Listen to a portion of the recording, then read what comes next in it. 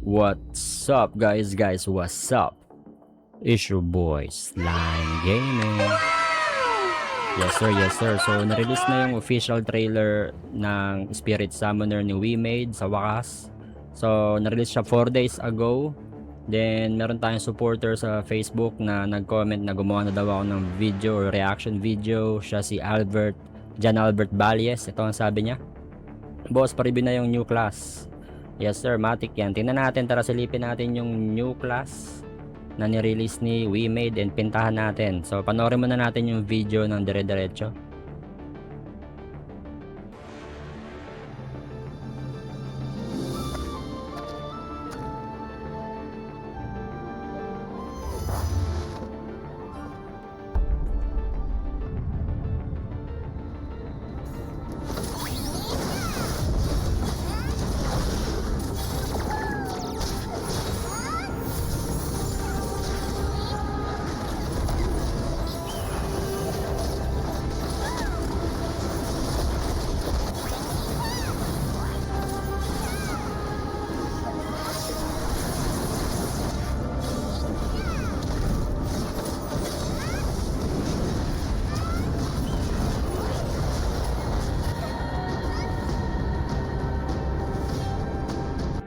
So ang prediction natin dito is spell attack siya, parang mage na character kasi nga obviously summoner siya, she needs mana. Okay, as we can see on the review ng mga skill, hindi natin siya malalaman unless makita natin yung description ng bawat skill.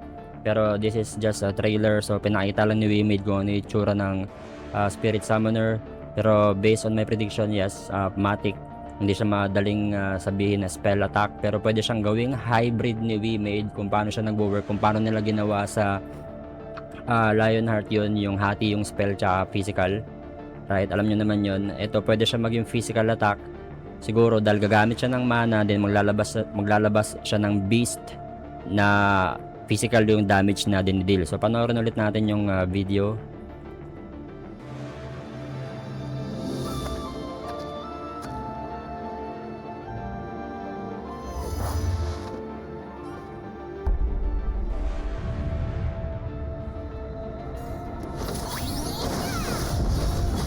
Magic na magic no?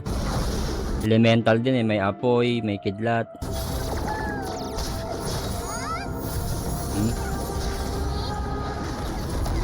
Knockdown yun, knockdown. May dragon po.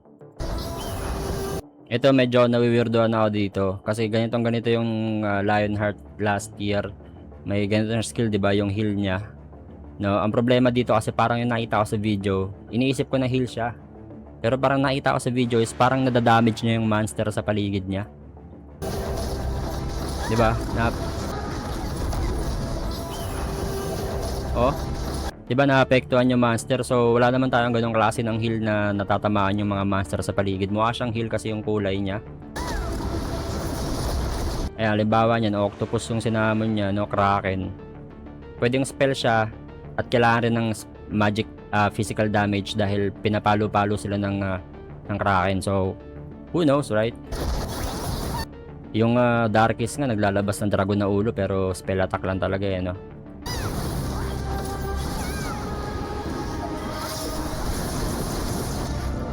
So yun yung escape skill niya, yung parang dumiretso na ganun.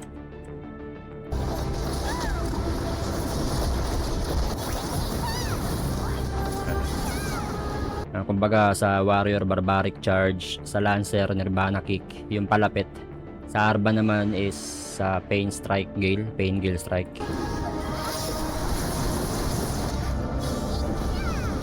Boom, ang lakas ng skill na isa na yun sabog talaga.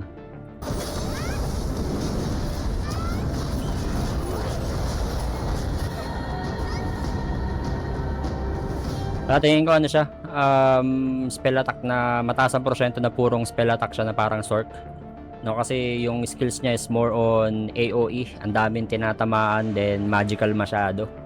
No, ang AoE, ang term ng AoE sa mga gamer is area of effect, guys. So sa isang space, lahat na nasa loob nun, kalaban or mob is matatamaan. So ganun yung AoE sa mga gaming, sa mga gamers. So para sa ito dyan, Albert Valles, thank you so much sa pag-comment, medyo late lang. And guys, pa-follow naman ang Facebook page natin, flash natin dyan, pa-support ng Facebook natin yung mga tao sa TikTok. Yes, and kita-kits sa upcoming update ngayong August 18. Sa August 18, sabay-sabayan yung merge ng server, yung labas ng Boosting World server, and of course, Spirit Summoner release date. No? So, kita-kits, another season na naman at magkakarambolan na naman ng mga tropahan sa Boosting World, guys. It's your boy, Slime Gaming. Okay, let's go. Let's go!